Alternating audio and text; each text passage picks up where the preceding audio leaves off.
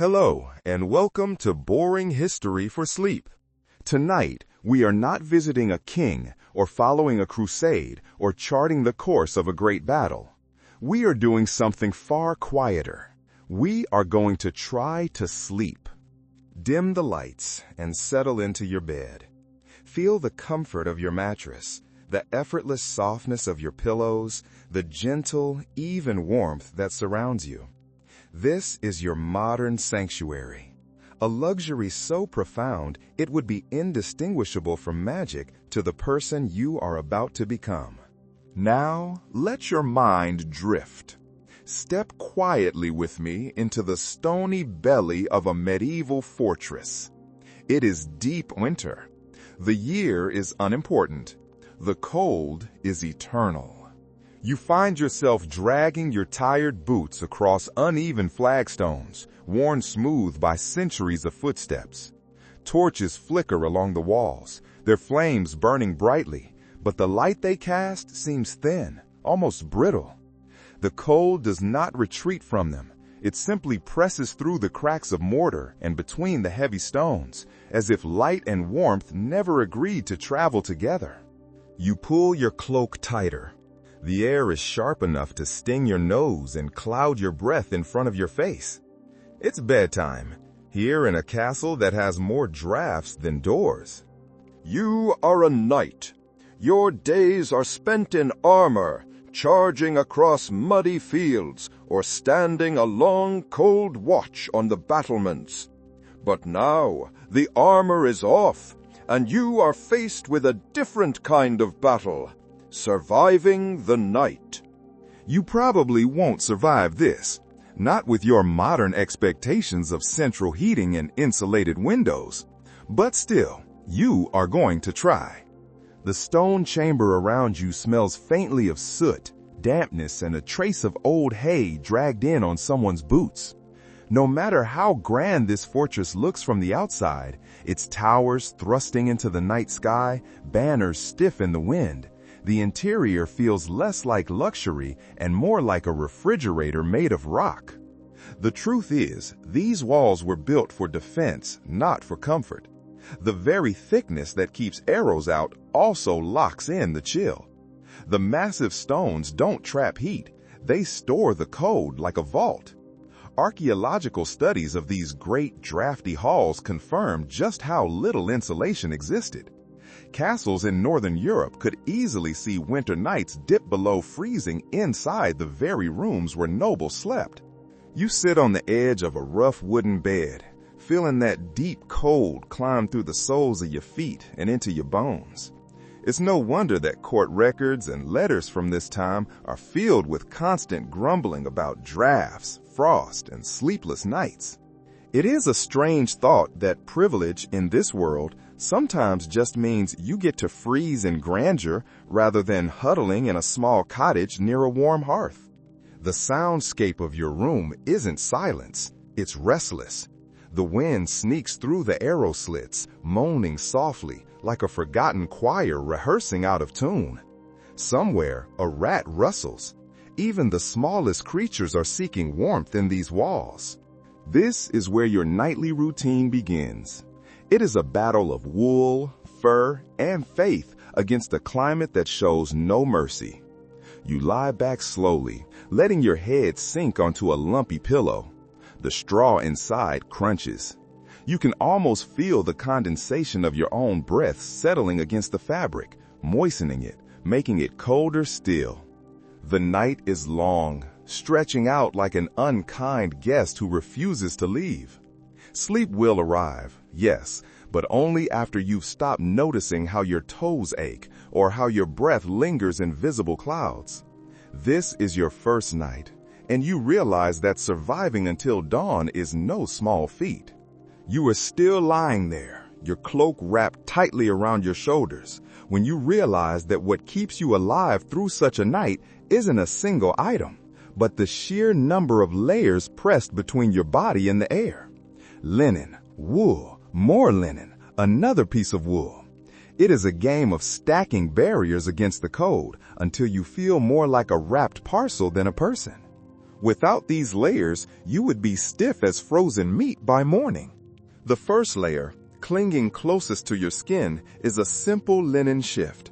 By modern standards, it's rough, but here it is a practical marvel. It's meant to be washed more often than your outer clothes, and it wicks away sweat, keeping the rest of your precious garments dry. A damp layer against the skin is a death sentence in this cold. Over that comes the wool. This is the true hero of the night. Medieval wool is not the soft merino sweater you know today. It is heavier, denser, and coarse, almost scratchy. But it is precious in its ability to trap heat. This wool is often blended with the natural oils left over from the sheep's fleece, the lanolin.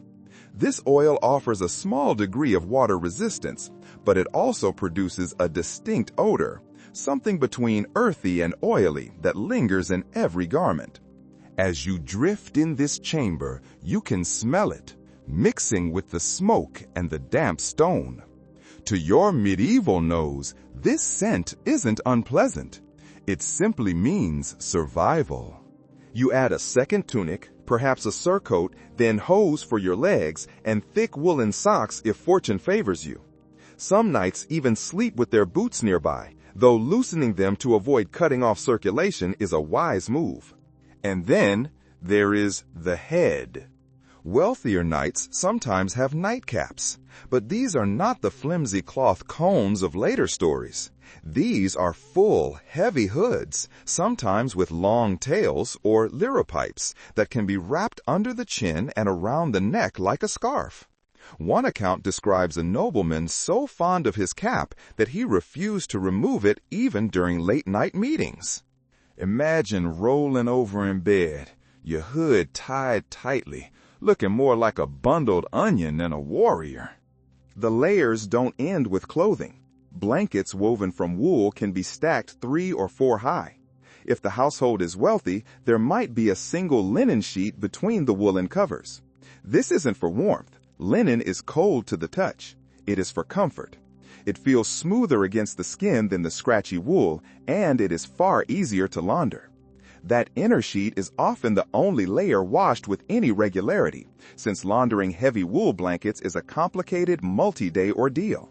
So, as you drift towards sleep, you are not just snug beneath covers. You are practically entombed in an organized hierarchy of fabric. Scholars still debate just how many layers were considered normal. Some argue that even poorer knights serving wealthier lords were granted enough linens and woolens to keep from freezing, since a dead retainer was of little use. Others suggest that unless a man was truly wealthy, he scraped by with a single blanket and the clothes he wore that day, relying on sheer toughness to endure. The written records, the household inventories, are patchy. They list bedding but rarely specify quantity. Your fingers, buried beneath the layers, begin to thaw. The wool scratches, yes, but it also traps the heat your body gives off. You curl tighter, and the sensation of warmth finally begins to spread inward, slow but steady, like embers glowing in the marrow of your bones. You shift your weight, and the chill still creeps through the gaps in your layers. You realize that the surface beneath you feels different depending on who you are. What separates a hard night's rest from something almost luxurious is the secret of the mattress itself. A simple soldier, a man-at-arms, collapses onto a sack filled with straw. It rustles, it scratches, it pricks his skin with tiny, sharp stalks. The smell is sharp, almost barn-like, earthy and raw. For him, this is comfort enough. It is better than the frozen ground outside. But if you are a knight of some means, or if you serve a wealthy household, you might recline on a feather mattress. The difference is as wide as the chasm between peasant and lord. Down and quills, stuffed inside linen covers, soften the night into something closer to floating than sleeping. One well-attested detail from the period tells us that feather beds were prized possessions. They were often listed in wills alongside land, jewelry, or armor. A mattress wasn't just bedding. It was a symbol of status, a declaration that your nights mattered as much as your days. When nobles traveled, their household staff would sometimes cart these massive feather mattresses along with them, folded or rolled so the lord wouldn't have to endure the common straw pallets of an inn. Just picture the entourage lugging great bundles of bedding up a mountain pass while the lord fusses about whether the feathers will flatten in the damp. But there's something almost comic in these accounts too. Some medieval writers, particularly those of a martial or monastic bent, mocked the wealthy for their beds of pride. They insisted that soft feathers made men weak. A warrior softened by too much comfort, they claimed, would falter in battle. And yet, when the frost turned every joint to stone, who could really resist the lure of a cushioned retreat? Archaeological digs in old castles have revealed traces of these bedding materials: bits of goose down, the remains of compacted straw, and fragments of rush mats that were laid beneath mattresses to protect them from the damp, cold floors. The evidence suggests that sleeping arrangements varied wildly. Some rooms held simple pallets on the ground. Others boasted raised wooden frames, the precursors to the modern bed, designed to keep the cold earth at bay. What might surprise you is how noisy these beds could be. The straw mattress crunched and shifted with every movement. The down beds had their own quirks. Without careful stitching, the sharp ends of the quills poked through the fabric, pricking the skin at inconvenient moments. More than one record mentions complaints of quills stabbing a dreamer, turning luxury into a restless affair. You ease yourself down onto your mattress. Perhaps it is straw. The scent of dry grass fills your nostrils. It rustles under your shifting body, firm but uneven. Or perhaps it is feathers, yielding softly, wrapping you like a cloud. But even the grandest mattress can't erase the cold completely. A featherbed insulates, trapping body heat. But in a freezing chamber, that warmth eventually leaks away. You still need the blankets. You still need the fur throws. The featherbed is not salvation. It is simply one more layer in the endless war against winter. The mattress beneath you has given what little relief it can, but it cannot win the struggle alone. To truly stand a chance, knights turn to another solution: animal skins. You draw a heavy pelt over yourself. Instantly, the scent hits you, musky, earthy, carrying whispers of the forest it once belonged to. You are not only lying beneath warmth, you are lying beneath a memory of the hunt. Contemporary descriptions of noble households confirmed that pelts were among the most valued forms of insulation. Thick hides of deer, bear, wolf, or even boar would be draped across a bed. They are heavy. Their weight presses down like an anchor, and in that pressure there is a sense of safety. Fur traps warmth in a way that woven cloth struggles to match. A knight returning frozen from a patrol would sink into such covers and feel life slowly return to his limbs. What's curious is how the type of fur mattered, not just for warmth, but for prestige. Bearskins carried an aura of power linked to the animal's strength. Wolf pelts evoked the wild danger outside the castle walls, now conquered and domesticated on your bed. Deer hides suggested nobility, echoing the grand hunts that were the privilege of lords. Even the choice of which animal you slept beneath was a kind of silent brag. One vivid anecdote from a 14th century inventory mentions a noblewoman's bed layered with no fewer than 8 pelts, each one trimmed with fine embroidery. Imagine it. The hides themselves spoke of hunting prowess, but the stitching turned them into art. Yet there is another side to this story: the smell. Unlike clean wool, pelts often retained the scents of the tanning oils, the animal's own musk, or a lingering dampness. Imagine curling beneath a wolf pelt and catching a whiff of something halfway between leather and a barnyard. It was effective, yes, but never fully refined. Archaeological remains also suggest their practical uses. A fur throw doubled as a cloak during travel.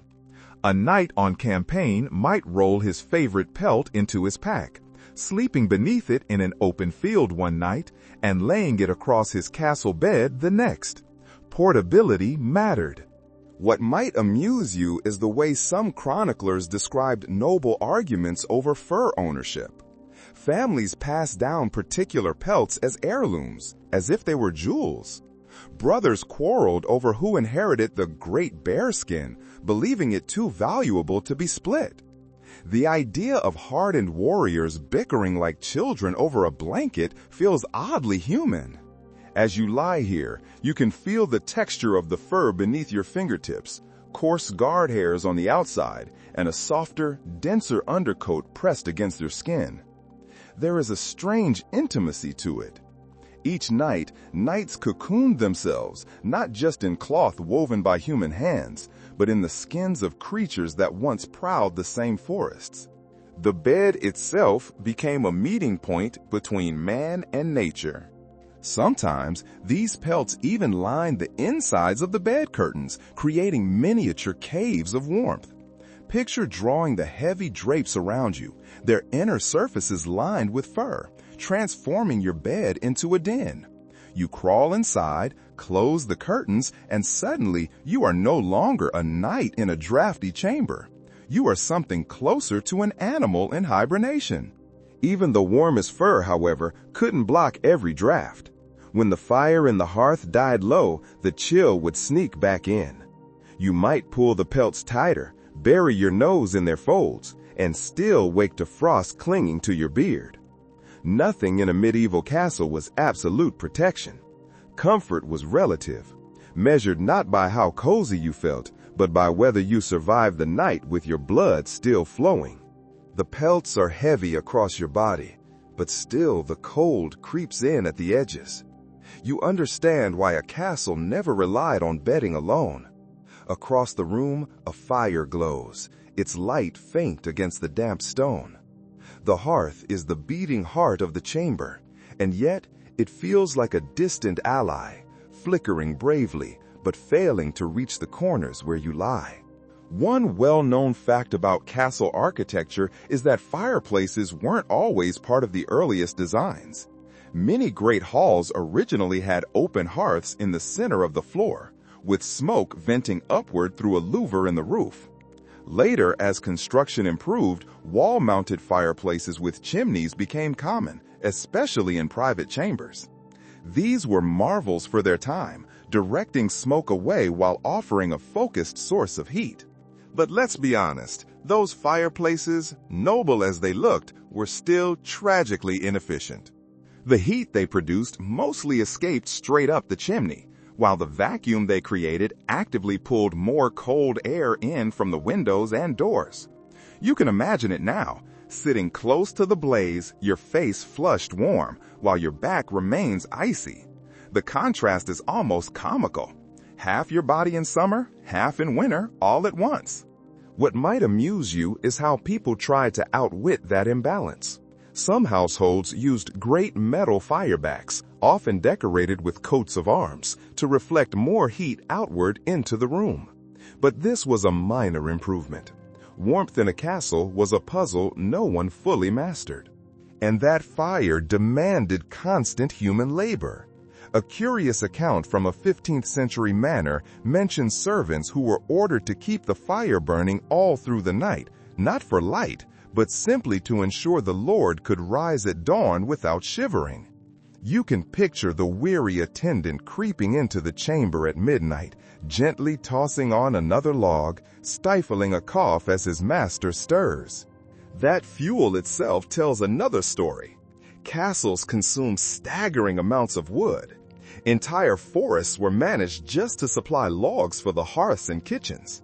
When shortages came, or during a long siege, fires burned lower, and those nights must have felt endless.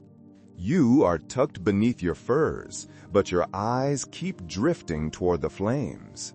The sound of crackling wood is soothing, a soft counterpoint to the wind outside. The smoke curls upward, disappearing into the chimney's throat. For a moment, the fire makes you feel secure. But then you shift just a little farther from the hearth, and you notice how quickly the warmth dissolves. At the edge of your bed, it's already gone. The air against your skin feels heavy and damp again. Fire gave only localized comfort. Here's an odd little practice. Some lords had their beds positioned directly beside the fireplace, close enough that the heat touched the heavy curtains enclosing them. Servants worried about stray sparks, but the masters insisted. Better a scorched drape than a frozen nose. It's almost endearing, the thought of a mighty knight arranging his bed like a child scooting closer to a campfire. That is the paradox of the castle hearth, a symbol of wealth and ingenuity, yet always a reminder that even the richest knight still shivered. The fire burned, but the cold always returned. The great hearth in the wall burns low, its embers sighing more than crackling. You turn under your pelts, grateful for what little warmth remains, when you notice a smaller glow nearby. It is a brazier. These iron ore or bronze bowls, filled with glowing coals, were scattered through chambers like glowing guardians of the night. They were less impressive than a roaring hearth, but they were far more practical. They gave heat exactly where you needed it, close to your body, near your bed, by your frozen hands. Period records describe how households relied on these portable heaters, not just in bedrooms, but in drafty hallways, chapels, and stairwells. Imagine carrying one carefully by its handles, the hot coals shifting like red jewels inside, and setting it beside your bed. Suddenly, the air warms just enough for your fingers to unclench. What's striking is how risky they were. Braziers consumed oxygen and, if not properly vented, filled the chamber with smoke and deadly carbon monoxide. There are chilling stories of households overcome by fumes, slipping into unconsciousness, never to wake again. One chronicle warns of knights who sought warmth but found death instead. Yet, people embraced them. What alternative did they have? Without these glowing bowls, the winter night could numb your very marrow. There's something deeply human in that gamble, risking a smoky chamber rather than surrendering to frost. A curious note survives in the writings of a Florentine merchant. He described adding aromatic herbs to the coals. Lavender, rosemary, or dried orange peels were tossed in, masking the sting of burning charcoal with perfume. Imagine drifting to sleep as fragrant smoke curls into your blankets, your senses half soothed, half unsettled. And an even stranger custom appears in some household accounts. Servants would carry these braziers into their master's bed before sleep, sliding them under the thick covers to pre-warm the sheets. They were removed at the last moment to avoid burns. The bed would remain toasty for a short while, just long enough for its occupant to drift off before the chill returned. Picture yourself climbing into a bed warmed by fire moments before, the sheets cozy, your sigh of relief echoing against the stone. It feels almost modern, doesn't it? A medieval version of an electric blanket, minus any of the safety guarantees. You lie back and let your imagination linger on the brazier's glow.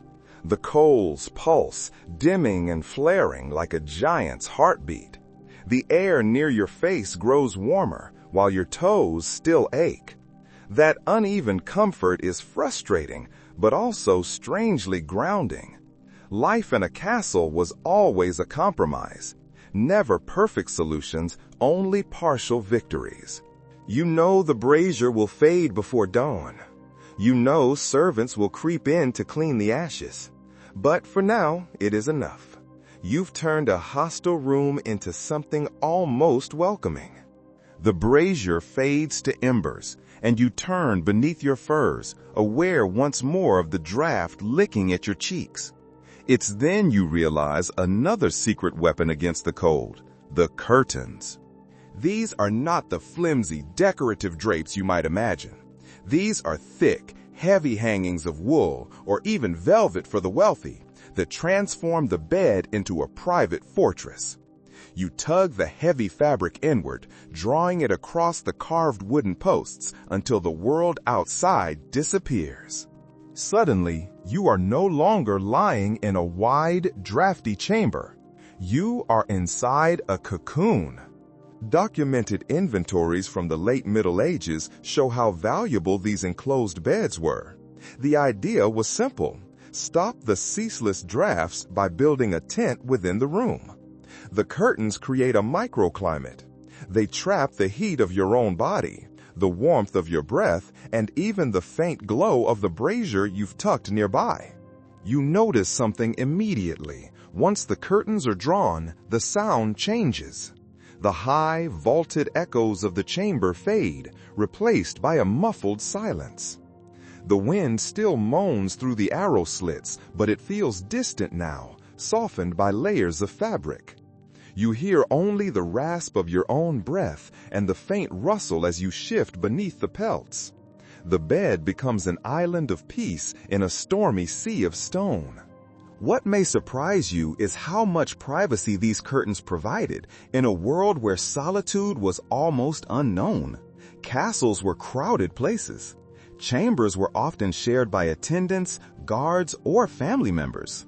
To draw the bed curtains was not only to keep warm, but to vanish into your own private space. Inside, you might whisper prayers, share secrets, or simply relish the silence. The curtains were both insulation and escape. Accounts from the period even mention bed curtains embroidered with religious scenes or family heraldry. Imagine falling asleep each night, gazing at stitched saints or your own coat of arms, their outlines lit faintly by a candle. The bed was not just a place of rest, but a canvas of identity. There's a curious anecdote from the court of Burgundy. One duke reportedly kept a small dog at the foot of his curtained bed, believing its body heat added to his own. The image is delightful. A mighty lord, conqueror of battles, huddled in a fabric cave with a furry companion snoring by his toes. Now, imagine yourself inside one. You slide into the narrow space and pull the curtains tight. The warmth of your body builds quickly. The darkness is deep, broken only by the faintest line of light where the fabrics overlap. You are safe. You are sheltered. The irony, of course, is that these beds could be stifling too. Too many layers of fabric, too much trapped breath, and the air would grow heavy and stale. Some accounts describe sleepers waking in the night to pull open a corner for fresh air, only to regret it instantly as a draft sliced through. Comfort was a delicate balance. Too closed and you sweated, too open and you froze. But for now, encased in your imagined canopy, you recognize the truth. Comfort was never guaranteed, but people created it where they could. Your eyes close, and in the muffled dark, you feel suspended in time. The chamber outside might as well not exist. The curtains are drawn heavy around you, but as you settle deeper, you realize something important. The warmth of your chamber, the fire, the brazier, the neatly layered pelts wasn't achieved by your hands alone. Long before you lay down, servants had scurried through this room, unseen and uncelebrated, making it ready for your sleep. Without them, no knight, no matter how gallant, would have rested easily on these frozen nights. Written accounts of noble households show how elaborate these nightly preparations could be. Servants were expected to strew fresh rushes, spread the blankets, arrange the pelts, and, in some cases, warm the bed with hot stones wrapped in cloth. But the most well-documented detail is the use of the warming pan. A metal pan with a long handle, like a covered skillet. Servants would fill this pan with glowing embers from the hearth, close the lid, and then slide it between the cold linen sheets. They would move it back and forth, drawing it out just before the night climbed into bed. It was a delicate act. Too much heat and the linens might scorch. Too little and the bed stayed cold. Picture a young page concentrating fiercely, gripping the hot iron, praying he wouldn't set fire to his lord's mattress. What might surprise you is how much of this preparation carried symbolism. Servants didn't just make the bed, they performed a ritual of order and service. A neatly spread blanket signified loyalty. A chamber properly warmed declared discipline and respect. In a household where hierarchy mattered more than anything, even a bed could reflect the structure of obedience. There are curious anecdotes scattered in letters. One mentions a nobleman who scolded his attendants because the rushes on the floor weren't sprinkled with enough fragrant herbs. Another describes a lady's chamber where servants scented the air with burning rosemary before sleep, claiming it chased away unwholesome vapors. The servants have been and gone, leaving behind faint traces of their work. The fire glows steadily because someone carefully stoked it. The floor smells faintly of herbs, masking the damp stone. The bedclothes are arranged perfectly. You lie down into order, into warmth, into care that is invisible but tangible. There's something humbling in that realization. Knights rode into battle, their names carried in song, but their nightly survival depended on quiet figures who never earned ballots. A chamber prepared was the true foundation of rest. In some households, attendants even whispered small prayers as they prepared the bed, invoking protection for their master against both cold and spirits. The line between physical and spiritual comfort blurred. Of course, it wasn't always perfect. Records mention mistakes, forgotten coals, damp blankets, firewood not stacked properly. Masters noticed, and punishments could be sharp. One servant's lapse meant a lord's discomfort, and in the rigid hierarchy of the castle, discomfort could quickly turn to anger. But tonight, the work has been done well. You lie wrapped in their work, your breath slowing. The night outside is still bitter, but in here, order has been carved out of chaos. And with that, at last, you find yourself able to let go. The servants have gone, leaving the room prepared. Yet the warmth is still tenuous. You shift beneath your blankets and pelts, thinking of one final secret, one final source of heat that could mean the difference between comfort and misery: sharing. In the medieval world, a bed was rarely yours alone. Companionship, whether chosen or enforced, was another shield against the cold. You may imagine that knights, so fierce and proud, demanded solitude at night. But the truth is far less romantic. Chronicles and household records remind us that even men of rank often slept beside squires, brothers-in-arms, or fellow retainers. Sometimes it was convenience, too few beds for too many bodies. Sometimes it was strategy, warmth multiplied when shared. And sometimes it was simply custom. To us, it might seem awkward. To them, it was survival. Bedding was expensive. Mattresses, blankets, pelts, and curtains were valuable commodities. Sharing preserved these resources while doubling the chance of warmth. A squire might curl up at the foot of his master's bed, soaking up residual heat while remaining ready to serve at a moment's notice. Companions might lie shoulder to shoulder, their combined body heat trapped beneath one heavy cover. There's an unusual detail tucked into one English inventory: a bed large enough for 4 people, listed as the property of a wealthy knight. This wasn't extravagance, it was logistics. More bodies meant more warmth. The bed became a communal shelter. Imagine the muffled breathing in the dark, the sound of armed men turned human again, each sigh weaving into a rhythm that lulled them toward sleep. What might amuse you is the humor that must have crept into such arrangements. Some accounts mention disputes about who got the warmer middle spot and who was left to guard the cold edge near the curtain. Brothers, friends, and squires probably joked or grumbled about cold toes poking them awake. Researchers continue to puzzle over how often knights actually shared with their peers, rather than just their subordinates. Some suggest rank was strictly observed, lords rarely shared, while squires crowded together by the dozen. Others argue that necessity blurred those boundaries, especially during travel or war. In a winter campaign, a tent would be crammed with bodies, hierarchy melting away in the face of frost. You roll onto your side, imagining the warmth of another body beside you. The chamber is still cold, yes, but the shared heat makes it bearable. Your breath mingles with theirs, forming faint clouds in the curtained dark. There is an intimacy here, not romantic, not necessarily even friendly, but born of pure necessity. An odd anecdote survives from a Burgundian chronicle. 2 knights complained bitterly about their lord's snoring, which was so thunderous it kept the entire chamber awake. Yet neither man dared move from his side, because the heat in the middle of the bed was far better than the chill on the outer edge. Picture those proud warriors trapped between irritation and frostbite. You realize that the greatest defense against the coldest medieval night was not stone, or fire, or pelts.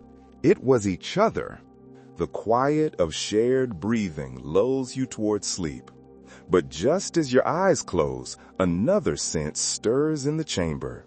It isn't the musk of pelts or the smoke of the brazier. It's green, fresh, and faintly sweet. You open your eyes and remember what lies underfoot: the rushes. Every few weeks, servants would scatter these reeds or straw-like plants across the cold stone floors. This served 2 purposes: to soften the unyielding hardness of the stone and to cover the odors that would otherwise sour the air. Tonight, the fragrance rises gently, mixing with the smoke and the damp. You are lying in a room that smells like a meadow and a chimney at the same time. Written records from castles describe this custom clearly. Floors were covered with rushes or hay and sometimes mixed with fragrant herbs like lavender, chamomile, or rosemary. This wasn't just decoration. It was a form of hygiene before carpets became common. And in a chamber where knights and squires tramped in mud, ash, and sweat, any attempt at freshness mattered. There's a peculiar little note from a 15th century household roll. It describes adding fennel and mint to the rushes to sweeten the Lord's dream. Whether it truly influenced sleep or not, the idea is charming, that herbs underfoot could drift upward into slumber, weaving calmness into the night. Imagine the faint hint of mint curling into your breath as you pull the blanket closer. Archaeologists have found traces of these floor coverings, confirming their use over centuries. The mixture often included hay, leaves, and even straw from the stables. This explains the variety of smells one might encounter, some sweet, some distinctly less so. You can almost picture yourself trying to fall asleep while the scent of rosemary tangles with something unmistakably barnyard. But there's a debate among scholars about how often these rushes were replaced. Some argue they were changed regularly, especially in wealthy households. Others suggest they lingered for months, with new layers simply scattered over the old, compacted mess, trapping not only scent, but filth and vermin. The truth likely varied by household. Tonight, you are fortunate. The rushes smell newly laid. What may surprise you is how the sound of the rushes contributed to the atmosphere. When a servant crossed the floor, the reeds rustled gently. When you shifted in bed, a faint crunch echoed up. In a chamber otherwise filled with the hollow silence of stone, those sounds were strangely soothing, like the whisper of grass under a summer breeze carried into the dead of winter. In a world where baths were infrequent and castle walls seeped moisture, this freshness mattered deeply. It wasn't just about the air, it was about the spirit. To sleep in a room that smelled alive was to remember that winter would eventually end. Your eyelids grow heavy. Beneath you, the faint rustle of herbs. Around you, curtains. Over you, pelts. You realized that survival wasn't just about enduring the cold. It was about finding these little fragments of comfort, sounds, scents, and textures that made the night bearable. The fragrance of the rushes lingers, but as you shift in your curtained cocoon, another reality presses in. The castle itself is not truly sealed. Drafts find every gap, slipping in like invisible fingers. Step outside the bed curtains for just a moment, and the truth becomes obvious. The corridors of stone are rivers of icy air. Descriptions from visitors to medieval castles make this clear. Even the most solid stronghold was riddled with cracks, joints between stones, gaps around wooden shutters. And the arrow slits, those narrow openings essential for defense, let in far more than just light. They funneled the wind, making it accelerate with a sharp, high-pitched whistle. The great halls, with their towering ceilings, trapped echoes but never warmth. Imagine walking down one of those corridors barefoot at night. The stone is so cold it bites into the soles of your feet. A knight, hardened by battle, might still curse under his breath at the misery of it. Evidence from castle ruins shows how little insulation existed. The walls were thick, yes, but thickness alone did not equal warmth. Once the stone absorbed the winter's chill, it radiated cold like a glacier. No tapestry, no wooden paneling could completely stop it. The very design that kept invaders out turned the building itself into a refrigerator. What might surprise you is the constant noise that accompanied these drafts. The wind didn't merely pass through, it sang. You would hear whistling at the shutters, moaning in the hallways, and a low hum where cracks channeled the air. At night, lying awake, it was easy to imagine those sounds as voices. Servants whispered of ghosts carried by the wind, the restless souls of those who roamed the corridors. An odd note comes from a 13th century letter where a guest complained that his candle kept blowing out in the Lord's chamber because of a wind that rushed as though the wall itself breathed. Picture that. Inside a fortress, your flame sputters as if you were standing in an open field. And yet people adapted. Heavy wall hangings, the tapestries, softened the bite of the air. Doorways were draped with thick curtains, sometimes layered with fur. Even the beds themselves were placed strategically, away from the exterior walls if possible. A knight knew that the difference between a tolerable night and an unbearable one might come down to where his bed stood in relation to a draft. You can't help but notice how much energy was spent fighting what a modern home solves with a single pane of glass. Comfort was always partial. Even nobles wrapped in layers of curtains and fur woke to find frost clinging to their blankets. Drafts were inescapable. Here is the curious irony. The same openings that chilled you by night protected you by day. Those arrow slits, wide on the inside and narrow on the outside, allowed defenders to shoot safely while keeping attackers at bay. The drafts that robbed your warmth were the price of your security. Safety and shivering came as a pair. You roll back beneath your pelts, grateful for your curtained cocoon. Outside it, the chamber is a cavern of restless drafts. Inside, you have carved a bubble of warmth. As your breathing slows, the moan of wind in the corridors becomes background music. Unwanted, eerie, but constant. The wind has become a companion now, its voice weaving through the stone like a restless spirit. You lie in your curtained bed, warmed by pelts, lulled by the crunch of rushes. Yet even in this warmth, your ears stay open. In the deep of night, sound carries through the castle with an uncanny clarity. Contemporary descriptions often remark on the strangeness of night in a medieval fortress. There was no hum of machines, no traffic, no background of electric life. Instead, the silence was broken only by elemental things: the creak of timbers, the whistle of drafts, the occasional crack of settling stone. And beyond those, the sounds of human presence. Guards stamping in the courtyard, dogs barking below, the distant clang of a chain. In such a profound stillness, every noise seemed louder, sharper, more significant. Archaeological reconstructions of castles demonstrate how well sound carried. The hard stone walls amplified echoes. A whisper in a stairwell might travel far, while a dropped poker in the Great Hall could reverberate into the upper chambers.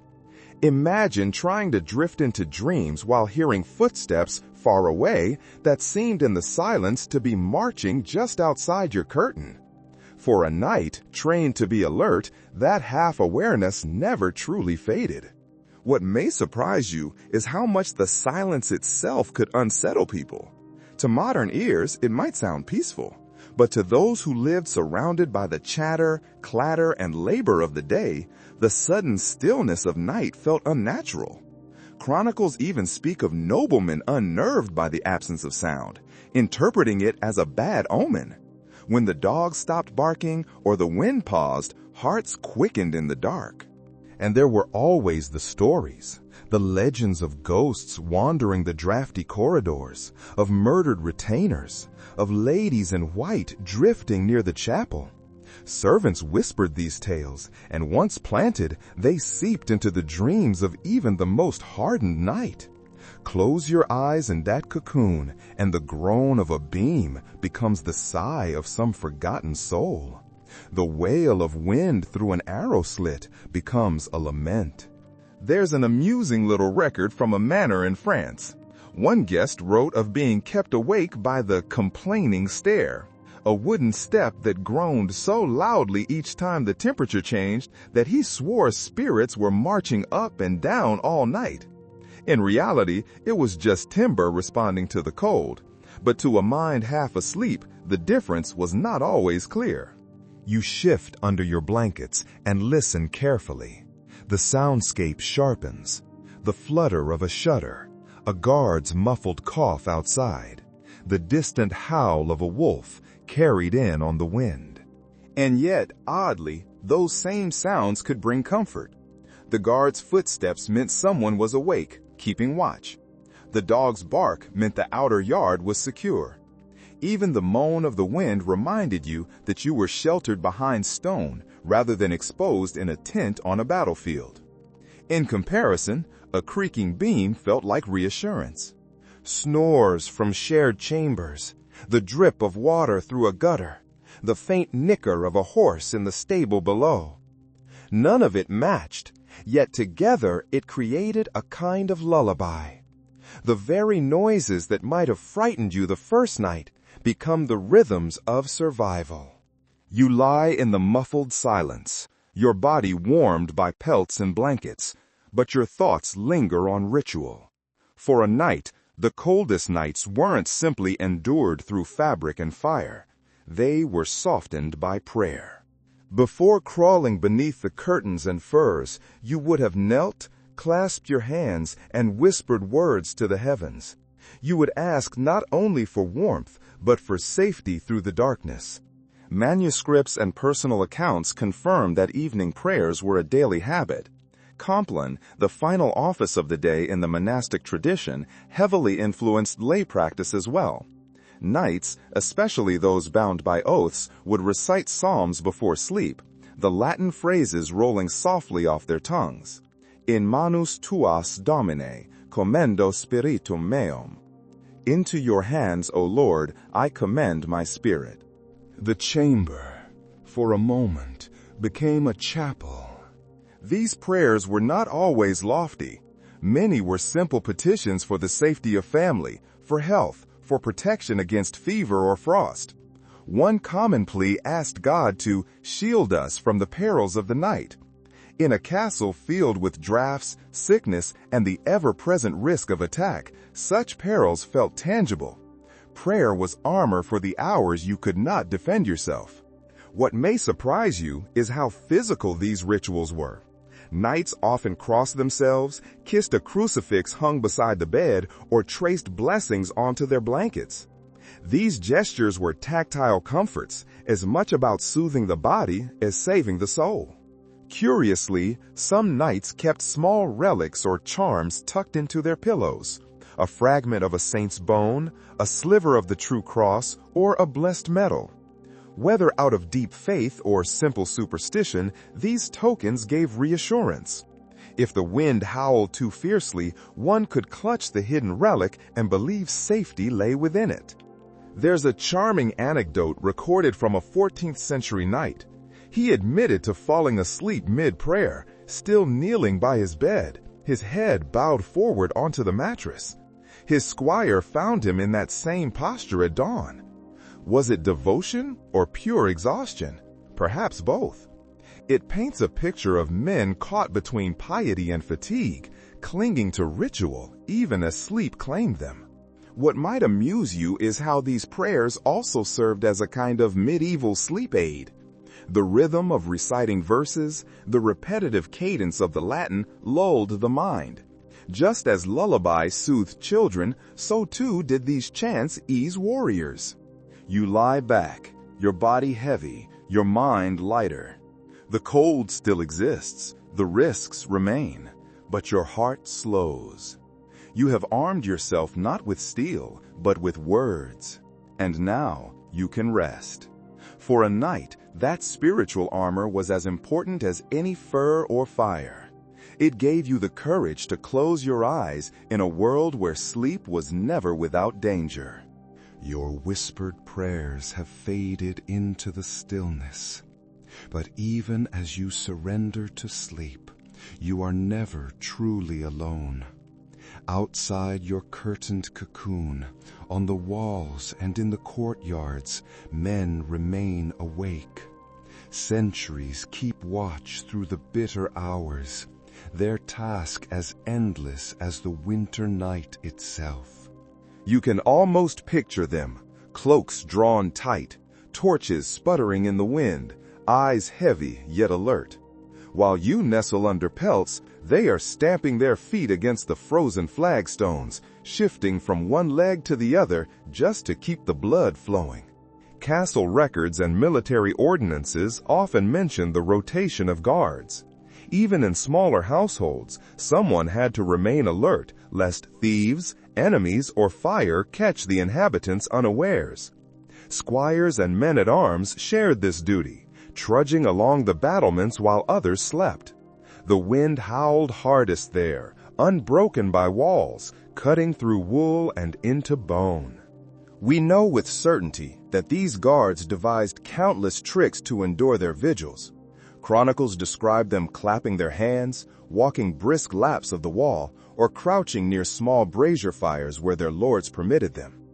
In some places, dogs were kept with the guards, both to give warning and to lend warmth, their shaggy bodies pressed against the men's boots. What may surprise you is that the sounds of these centuries often drifted back into chambers like yours.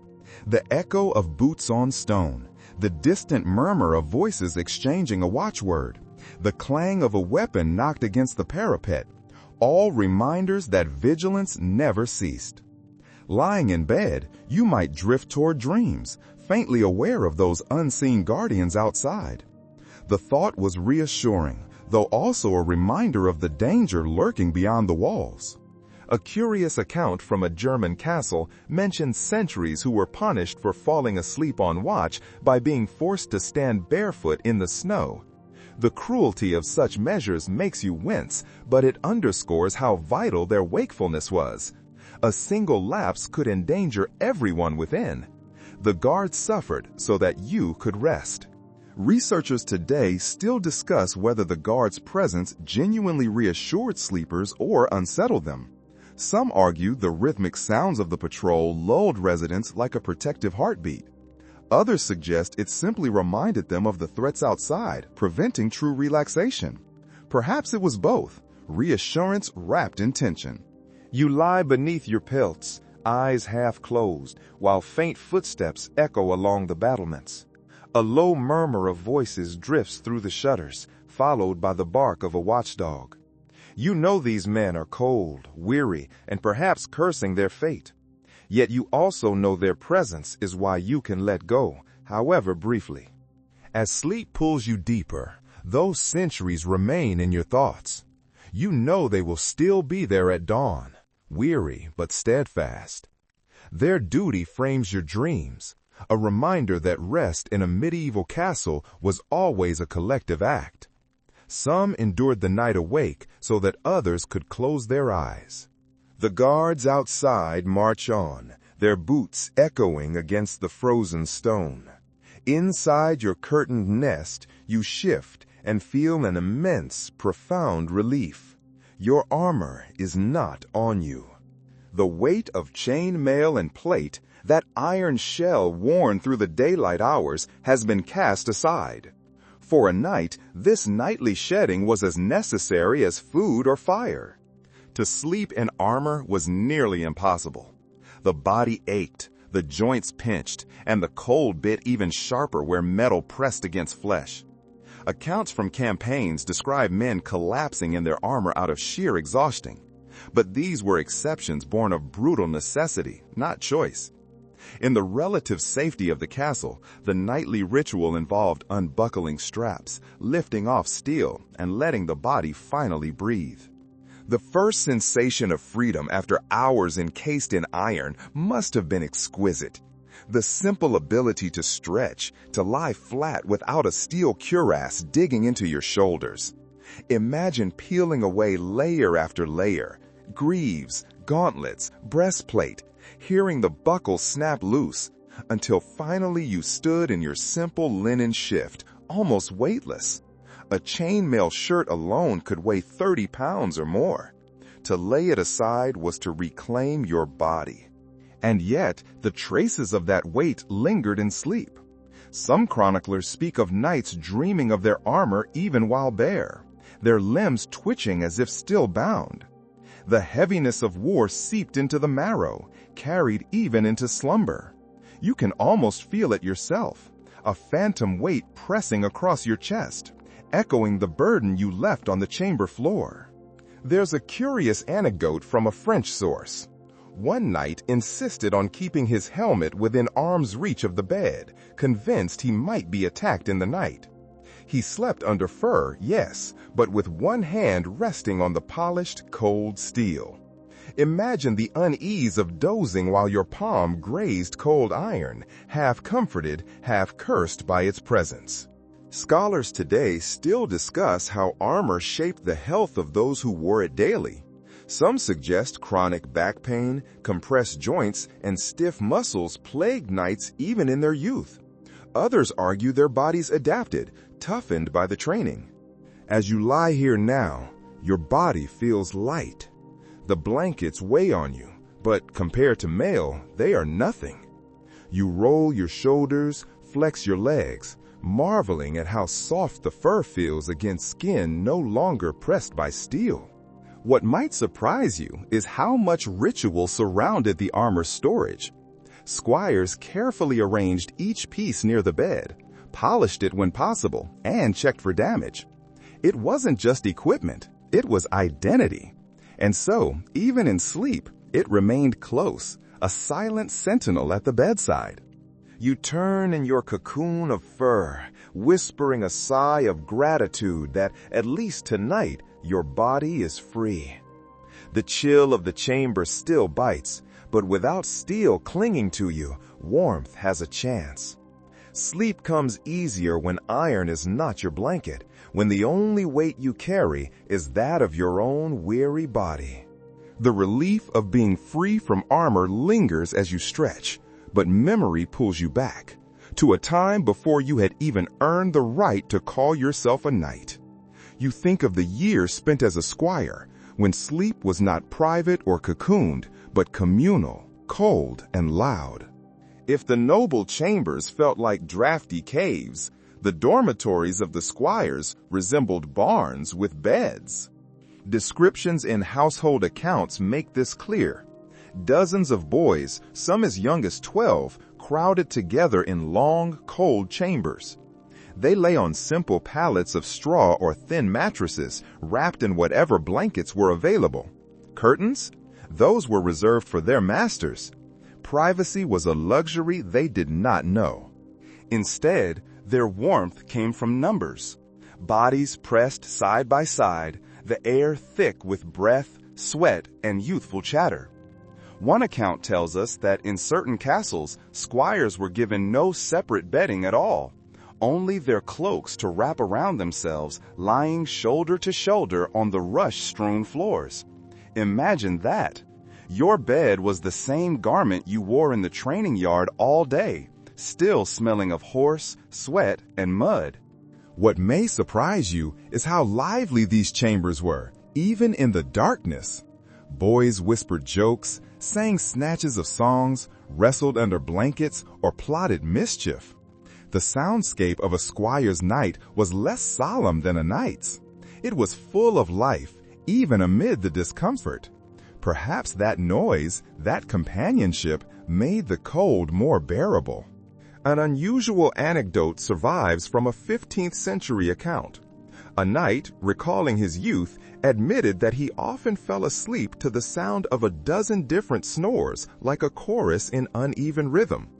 He claimed that years later, as a lord, he couldn't rest in silence.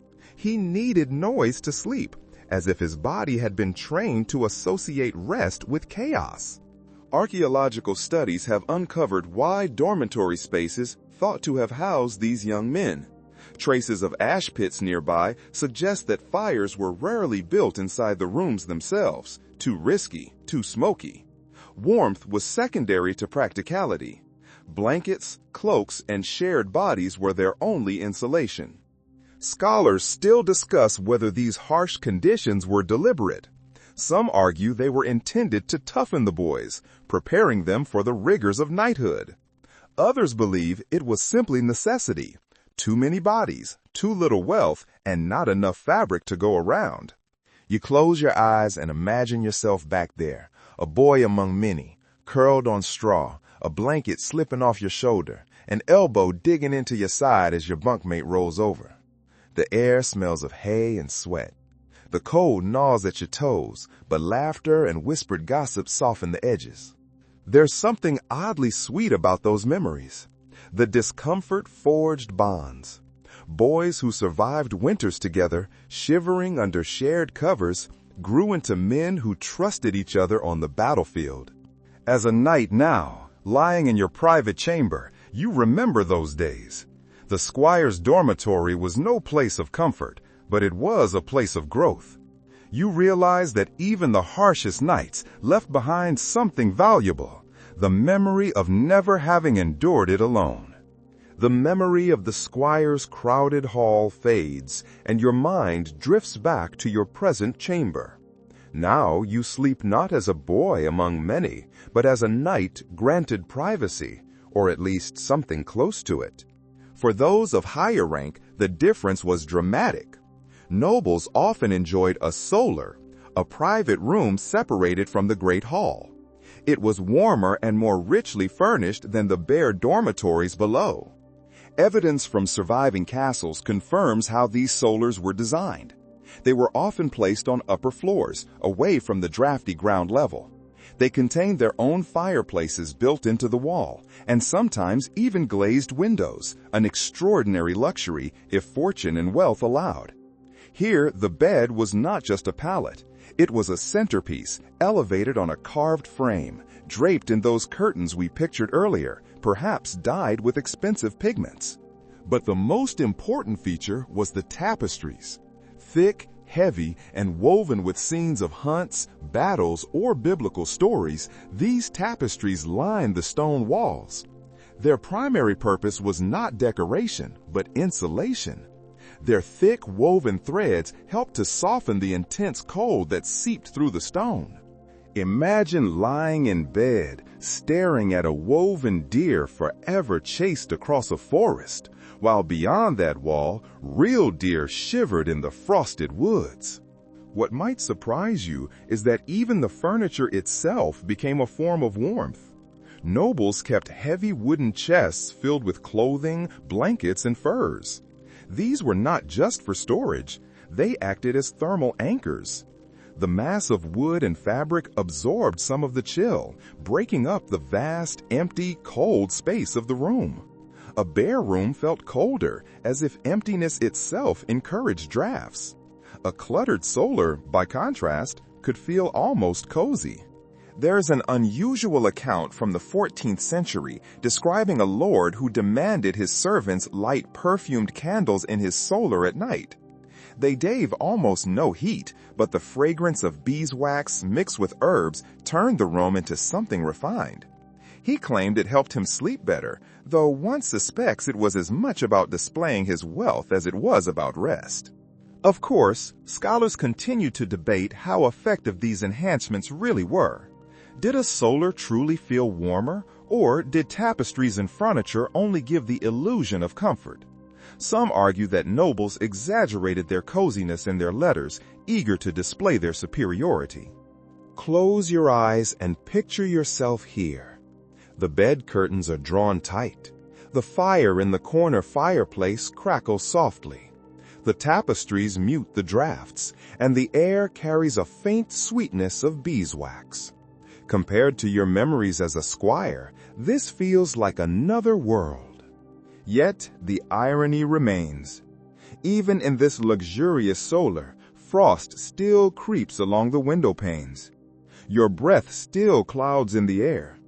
The stone beneath the rushes still holds the winter tight. Nobility softened the cold, but it never, ever erased it. The fortress was always stronger than its inhabitants. The solar feels softer, richer, and more private than the dormitories of your youth. But even here, the night carries one final, gentle touch meant to ease you into slumber: the pillow beneath your head. In the medieval world, pillows were not the uniform cushions you know today. They varied in size, material, and, importantly, scent. Yes, scent mattered. For many knights and nobles, the act of laying one's head down was accompanied by fragrance. Herbal sachets were sewn into the linen or tucked just beneath the case, turning the pillow into a little bundle of medicine and comfort.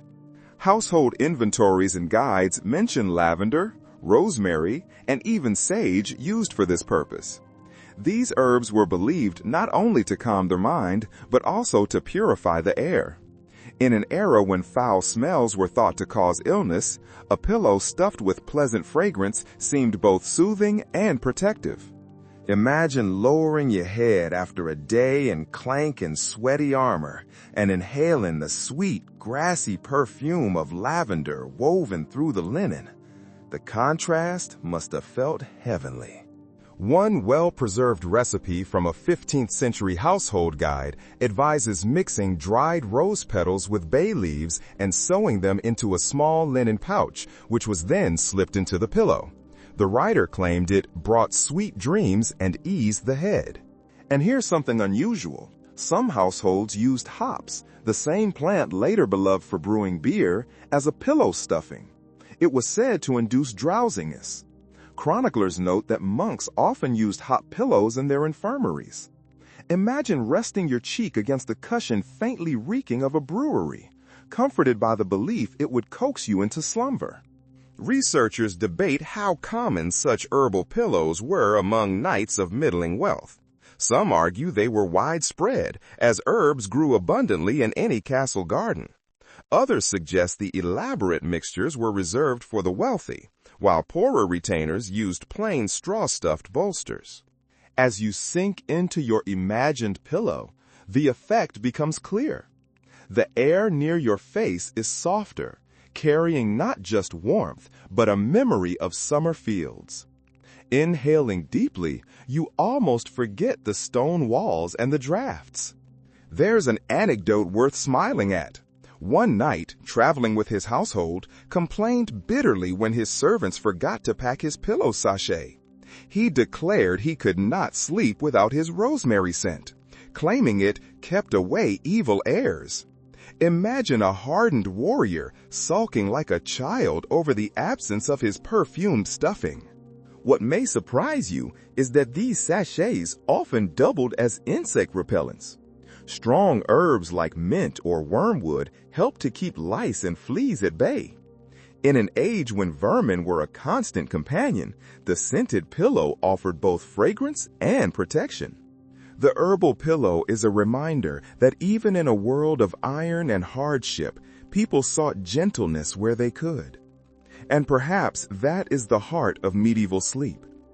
Beneath the weight of furs, beside the glow of a brazier, there was still room for small comforts.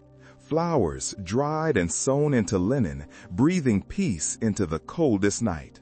The fragrance of lavender and rosemary lingers, lulling you toward rest. But just as your eyes flutter closed, a sound rises in the distance, deep, resonant, and impossible to ignore.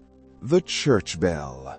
Its voice pierces the cold night, echoing across the frozen fields and moats, carrying into every chamber of the castle.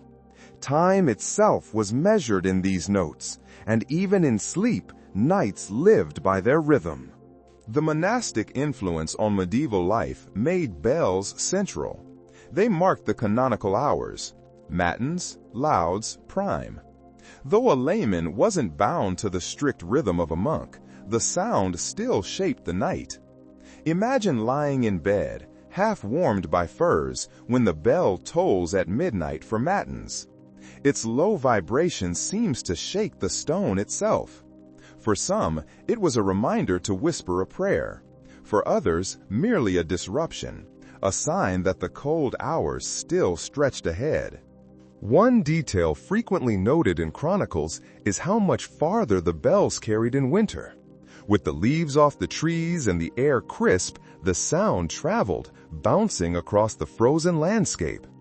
A knight lying under his pelts might hear not only his own chapel bell, but the bells from villages miles away, layering the night with overlapping tones. What may surprise you is that bells weren't only markers of prayer. They were also alarms. A sudden, frantic peal at an odd hour could signal fire, an attack, or some other danger. Imagine being jolted from sleep, your heart racing, as the familiar, slow rhythm turned urgent and chaotic. Your body, heavy with sleep, would lurch toward your armor and sword, the cold forgotten in a rush of panic. Researchers today debate the effect of these bells on daily life. Some argue that medieval people were so accustomed to the sound that they hardly noticed, drifting back to sleep easily. Others suggest that the bells fractured rest, creating a pattern of segmented sleep. This was the idea of a first sleep and a second sleep, with a period of wakefulness in the middle of the night, perhaps spent praying, reading, or talking. As you lie in your chamber, you can almost feel the bell vibrating in your chest. The sound slides through the stone corridors, through the shuttered windows, through your curtained bed. It is inescapable. And yet, it is also strangely calming. The cold, the drafts, the creaks of timber, these are random and unsettling. But the bell is steady, intentional, a voice that brings order to the night. You know where you are in time because of it.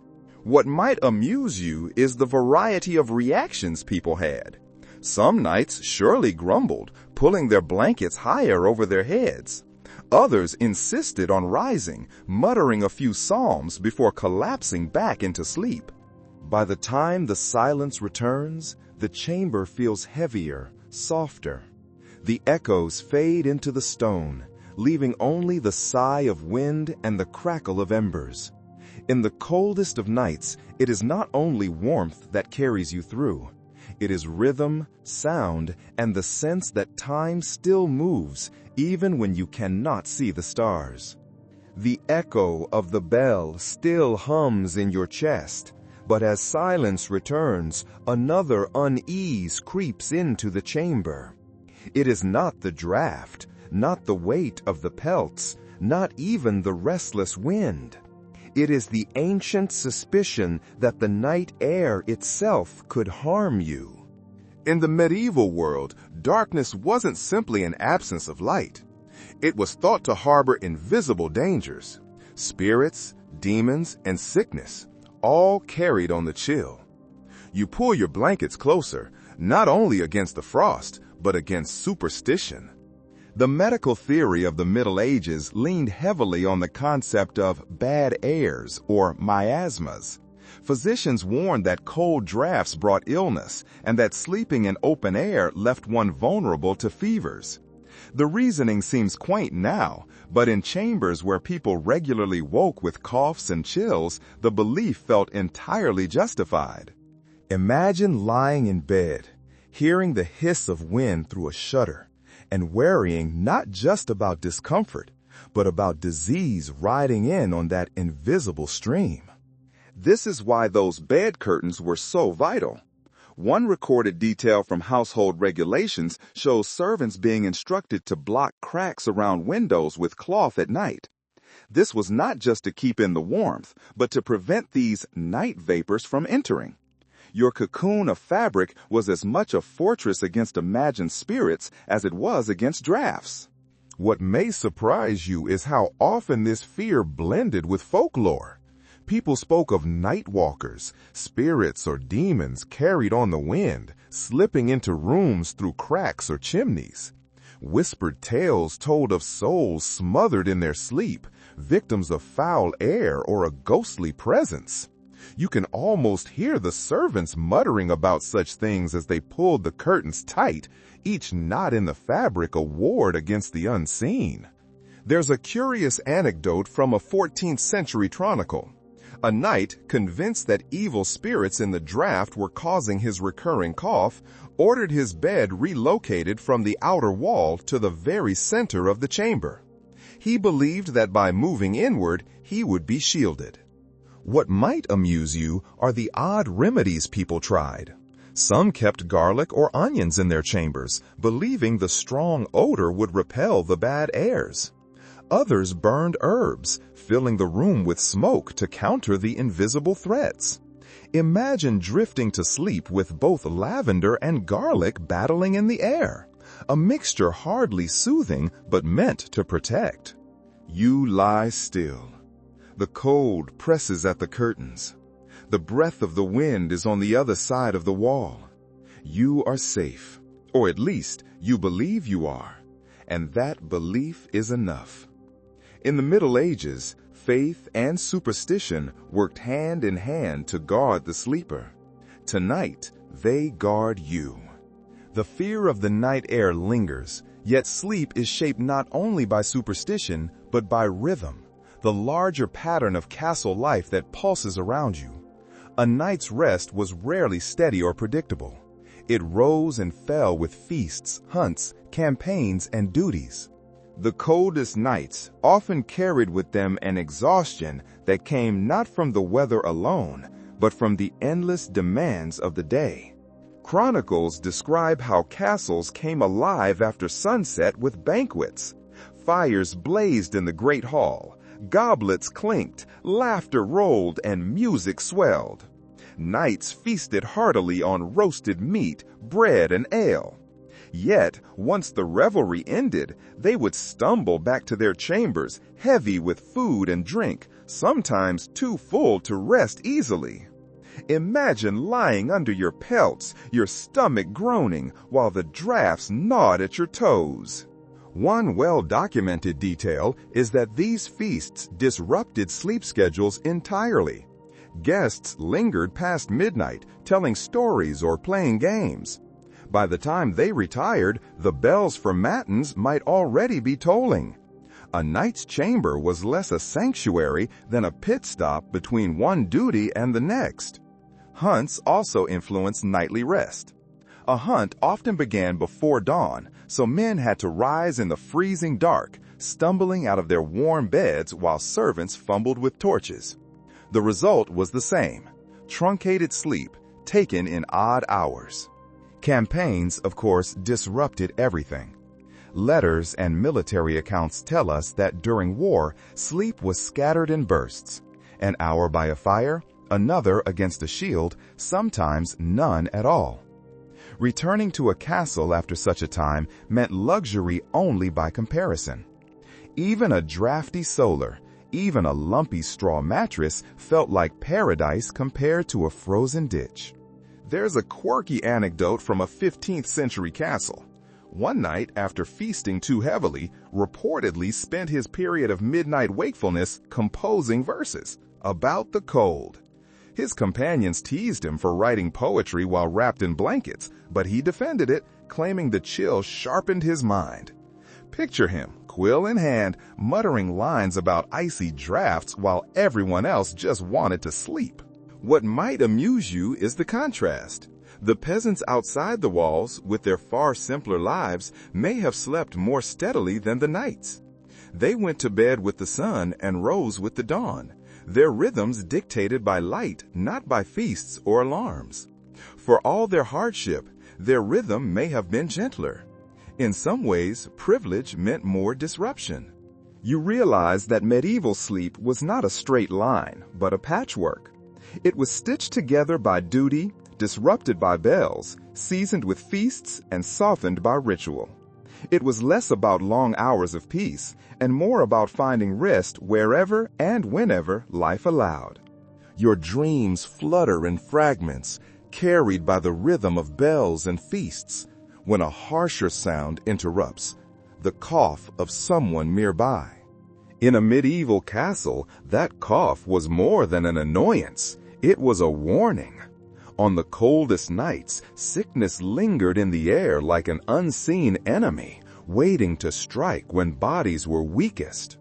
Wrapped in your furs, you draw them tighter, suddenly aware that warmth was not just about comfort, but about survival against disease. Medical texts from the Middle Ages are filled with winter humors. Physicians believed that cold and damp provoked an imbalance in the body, leading to fevers, chills, and lingering coughs. A knight could face swords bravely by day, but at night he feared something less visible, an illness creeping into his chest, robbing him of breath. The association was so strong that chroniclers often described castles in winter as echoing with the chorus of coughing, as if the walls themselves were sick. One well-recorded fact is that the fires, while offering warmth, also filled the chambers with smoke. Combined with the drafts and the dampness, the air was a constant irritant to throats and lungs. Imagine lying under your pelts, your eyes stinging, your chest tightening, wondering if the cough you heard across the chamber was just the smoke or the beginning of something worse. What may surprise you are the remedies people attempted. Herbal teas were common. Some slept with onions near their beds, believing they absorbed the bad vapors. Others clutched charms blessed by priests. A curious anecdote survives from a 14th century castle. A knight, convinced he had caught a deadly chill, ordered his squires to pile every available blanket onto him. They obeyed, layering so many covers that he could barely move. The next morning, drenched in sweat, he declared himself cured. Whether by coincidence or a genuine fever breaking, he became known in his household as the Bundle Knight. What might amuse you is how even alcohol was treated as medicine. Physicians recommended warm spiced wine or ale to drive out the cold humors. Knights gladly followed this advice, sipping heavily before bed under the guise of protecting their health. Imagine the slurred prayers, the snores louder than any cough, and the stubborn belief that drunken warmth equaled immunity. The castle itself echoed with these nightly struggles. Death from chills, pneumonia, or plague was never far away. Sleep wasn't just a chance to rest, it was a gamble with fate. Each morning you woke alive felt like a small triumph. You pull the pelts higher, trying to convince yourself the air within your curtains is pure, protected by your herbs and prayers. In that fragile hope lies your comfort. The memory of coughs fades as your mind slips back into uneasy dreams. Yet even in sleep, your thoughts wander far beyond the frozen walls of the castle. You imagine heat, light, and sand, visions of lands you may never see again. For many nights, the coldest knights in their northern fortresses conjured up dreams of the Crusades. They dreamed of deserts where the sun burned so fiercely that frost felt like an impossibility. Contemporary chronicles reveal how strongly the memory of these foreign campaigns lingered. Men who had marched in the Levant spoke of nights spent beneath star-filled skies, the air so warm that a simple cloak was all they needed. Back in Europe, wrapped in furs and shivering, they dreamed of that heat. Imagine lying in your curtained bed, frost creeping on the shutters, while your mind replays the taste of dates, the scent of spice markets, and the blinding blaze of the desert noon. The cold makes you crave its opposite. One well-documented account describes a crusader who returned to Burgundy and claimed he could never again feel warm. He said that in Jerusalem he had baked in his armor until his skin blistered, but once back home, no fire seemed to reach his bones. What may surprise you is that these dreams were not always nostalgic. Some nights spoke of nightmares, visions of endless marching under a scorching sun, the buzz of flies, the cries of the wounded. To wake in a freezing chamber with sweat on your brow was profoundly disorienting. Your body is chilled, yet your mind is trapped in heat. There's a curious anecdote from a 13th century chronicle. A knight in the dead of winter reportedly shouted in his sleep, begging for water, startling his companions. When they shook him awake, he laughed bitterly, saying he had been back in the desert again. The image is striking. Fur piled on his chest, frost at the window, yet his mind still burned. Scholars today still discuss whether these recurring dreams represented trauma, longing, or simple contrast. Some frame them as evidence of early psychological scars, what we might now call haunting memories of war. As you lie in your chamber, you can feel the pull of those distant images. The crackling fire becomes the desert sun. The scent of lavender in your pillow becomes spice and myrrh. The howling wind outside transforms into the murmur of foreign markets. You turn beneath your blankets, caught between two worlds. Outside, the frost still grips the moat, but inside your mind, you ride across endless dunes, the sand shifting under your horse's hooves. Dreams deliver you what waking life denies: warmth, light, and escape. Perhaps that is the final gift of the coldest nights. They make every dream of warmth feel sweeter, every memory of heat more precious. Sleep carries you far from the castle walls, if only until the dawn. The desert dream fades, and slowly you drift back into the reality of stone walls and frost. As your mind steadies, you become aware of another presence just outside the chamber: the moat. By day, it is a barrier against enemies. By night, in winter, it is a mirror of ice, gleaming faintly beneath the moon. Even in sleep, you can picture its surface, frozen solid. The castle ringed not by water, but by a silent sheet of glass. Accounts from chroniclers often mention how winter transformed the castles. Moats, ponds, and even wells stiffened into stillness. The sight must have been uncanny, the familiar fortress suddenly encircled by a silent white plain. One detail is well attested: a frozen moat sometimes threatened security. The ice gave enemies a bridge, turning the water defense into mere decoration. There are stories of raids launched under the cover of snow when attackers crept across the ice where once they would have floundered. Imagine lying awake in your bed, aware that the very shield of your home now offered a path to danger. The cold did not only chill, it changed the rules of defense. What may surprise you is how the frozen moat also altered the castle soundscape. In a thaw, water lapped gently against the walls. In a deep frost, silence reigned, broken only when the ice cracked or shifted with booming, echoing groans. Residents described hearing these sudden thunderous cracks in the night, startling them from sleep, unsure whether it was the ice breaking or the walls themselves under attack. There's a curious anecdote from a 14th century siege. Defenders poured hot water down the sides of the moat to weaken the ice, hoping to prevent enemies from crossing. The steam rose like mist in the freezing air, a ghostly sight. Imagine servants bustling in the dark, carrying buckets, the moat hissing angrily as hot and cold collided. And yet, there was beauty in it too. On clear nights, when the moonlight struck the frozen surface, the moat glittered like crystal. Residents described the eerie loveliness of the stars mirrored beneath the walls. The same ice that threatened also dazzled. What might amuse you is the thought of boys, squires or pages, sneaking out to slide across the frozen moat. Chronicles hint at such antics, with reprimands recorded for reckless squires.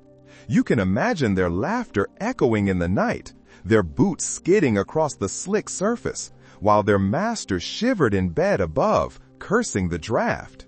Now, as you lie back, you let your mind drift toward that frozen circle outside. The moat is silent.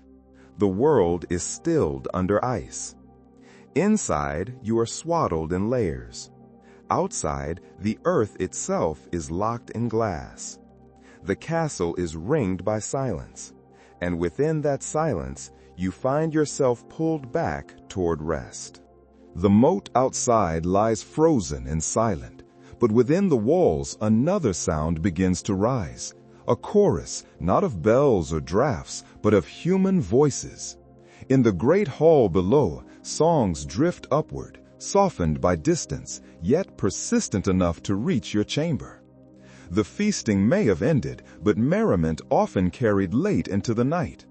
Music and stories offered a kind of warmth no fire could provide. Contemporary descriptions tell us that after supper, minstrels often entertained the household. They plucked lutes, strummed harps, or blew on pipes, while singers wove tales of heroes, saints, or great battles. For a night, these performances weren't simply diversion, they were instruction, reminders of courage, loyalty, and virtue. Imagine lying beneath your pelts, half asleep, while a ballad of Charlemagne echoes faintly, the melody threading its way through the stone corridors. The castle itself becomes an instrument, carrying the notes across floors and chambers. One fact frequently mentioned in records is how this song and storytelling often lasted deep into the night. Guests sprawled on benches, servants dozed against walls, and lords called for encore after encore. The warmth of the wine fueled both the performers and the listeners. What may surprise you is how much of this sound seeped into the private chambers. Those stone walls amplified echoes, and even a curtained bed couldn't completely block the muffled rhythm of a drum or a chant. Your sleep was shaped not only by drafts, but by entertainment. You might dream of battles not because you fought them, but because a minstrel was singing of them an hour before you closed your eyes. There's an unusual anecdote from a northern chronicle. One knight complained that a bard's endless verses about Alexander the Great kept him awake for 3 straight nights. He begged his lord to silence the man, only to be mocked for lacking stamina. Picture him tossing beneath his blankets, groaning at each new stanza, muttering that he'd rather face the frost than more poetry. Scholars still discuss whether music at night eased rest or disturbed it. Some argue it soothed the household, much like a lullaby. Others believe it fractured sleep, keeping bodies restless long after the fires burned low. Tonight, in your chamber, the faint strains feel more calming than disruptive, a reminder that warmth exists beyond your pelts, carried in the human voice. What might amuse you is how the knights themselves sometimes joined in. Imagine a burly man, his nose red from the cold and the wine, leaning into a song with a voice cracked and off-key, while his companions cheered anyway. Such moments broke the severity of life, proving that even warriors needed music to survive the long winters. As you roll under your covers, the muffled notes become distant, fading into a low lull. The rhythm of the harp blends with the crackle of the embers. You sleep not in silence, but in a choir of memory, songs sung to fill the void of winter. The songs from the great hall fade at last, replaced by the quieter sounds of the castle shutting down.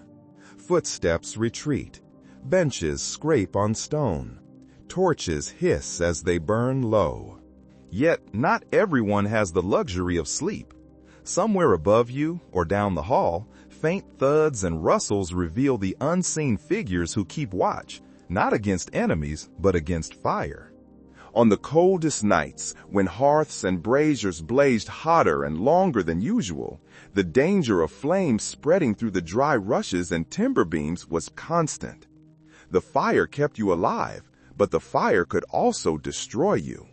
Historical ordinances from noble households mention explicit roles. Watchmen of the fire patrolled the halls after others had retired. Their duty was simple but vital: stir the embers, but never let them flare out of control. A single spark landing on the dry, herb-strewn rushes could transform a chamber into an inferno in minutes.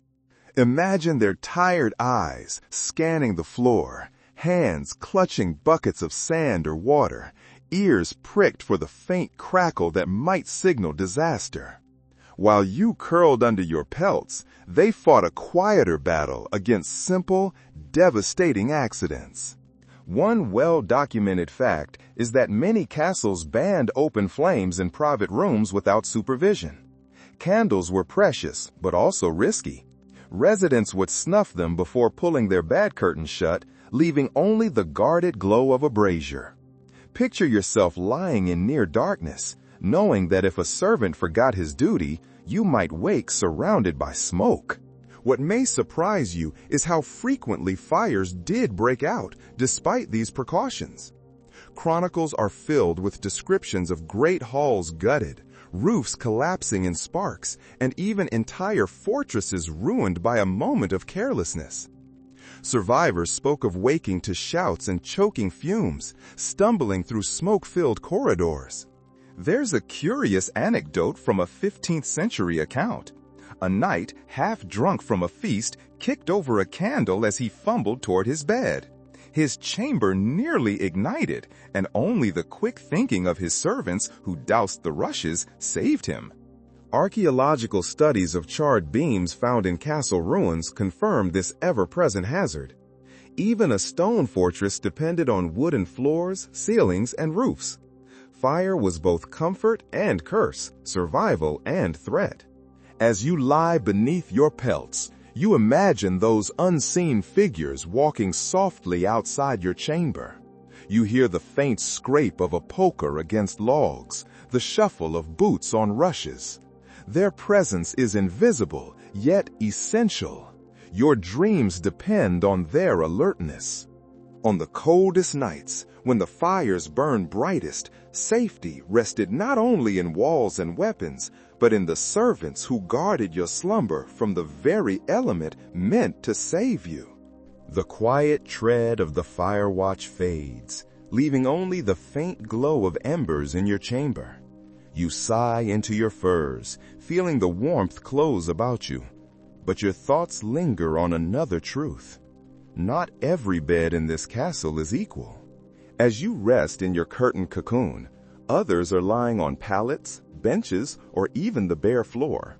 Hierarchy does not vanish at night. It shapes every layer of rest, dividing warmth from cold and softness from hardness. Documents from noble households often list bedding among their most prized possessions: feather mattresses, fine wool blankets, and fur covers. These luxuries cascaded downward in rank. The lord claimed the finest goose down. A knight like yourself might accept a wool or straw bolster, and the servants managed with simple straw sacks. Imagine the contrast. you turning under embroidered covers, while a stable boy sleeps nearby on hay that crackles each time he shifts. The castle unites everyone under one roof, but within that roof sleep is tiered, just like the feasts in the great hall. One well-recorded fact is that feather mattresses were so valuable they often appeared in wills.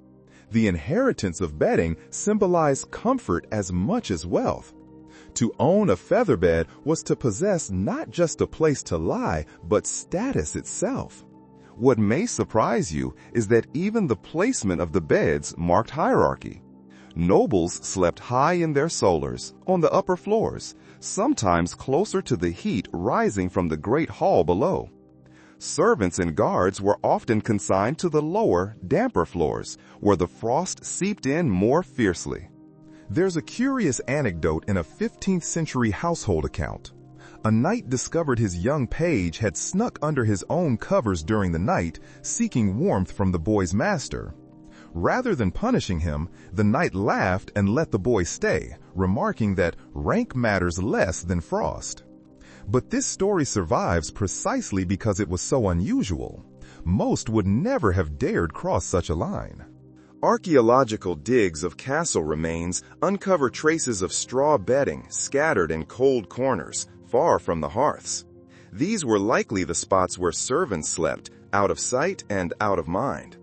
The straw insulated poorly and offered a scratchy rest at best. You lie still, imagining the many sleepers scattered throughout the fortress tonight. In the solars, lords breathe softly under feather and fur. In shared chambers, knights curl against the drafts.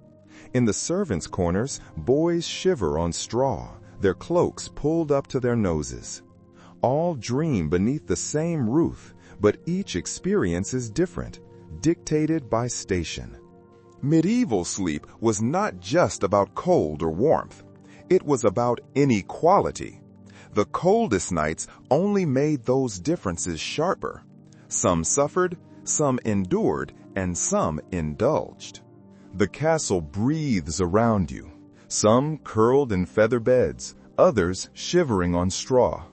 But even among the knights and nobles, the night was not uniform. Your own rest, wrapped in furs and scented linen, was shaped not only by your rank, but by who you are. A man, a warrior. In the chamber beside yours, perhaps, a lady of the household prepares for sleep in her own way. Gender, too, determined the rhythms of slumber. Contemporary sources reveal clear differences between how men and women experience the coldest nights. Noble women often had their own solars, chambers hung with finer fabrics and guarded by female attendants. Their bedding could be lavish, embroidered covers, delicate linens, and perfumed sachets stronger than any knight's. But alongside this luxury came restrictions. Women were rarely left entirely alone. Servants or companions often shared their chambers, both for warmth and for propriety. Imagine trying to drift into dreams while knowing a maid rustled in the corner, always watching. One well-documented fact is that childbirth, illness, and nursing shaped female sleep in ways a knight rarely considered. A lady might rise multiple times in the night to tend to her children, or remain half-wakeful, listening for their cries. In household inventories, cradles appear right alongside the great beds, evidence that the nursery was often inside the chamber itself. While a knight fretted over drafts, a woman worried about the tiny body beside her, so fragile against the winter chill. What may surprise you is that some noble women were said to burn night lamps more frequently than men, leaving their chambers faintly lit through the darkness. This wasn't just for comfort. It was for safety. The flames soothed children and reassured attendants. Yet, it also heightened the risk of fire, a paradox accepted for peace of mind. Scholars debate how much more comfortable women truly were. Some argue their solars, more carefully arranged, gave them better sleep. Others counter that their constant obligations, childbearing, domestic oversight, and religious devotions made their nights shorter and more restless. As you imagine it now, the castle divides itself.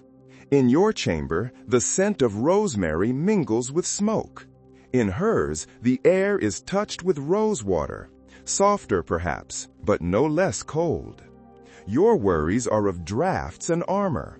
Hers are of children and household order. You close your eyes and think of these parallel lives. The castle is a hive of sleepers, yes, but not all share the same burdens. Both seek warmth, but each dreams differently.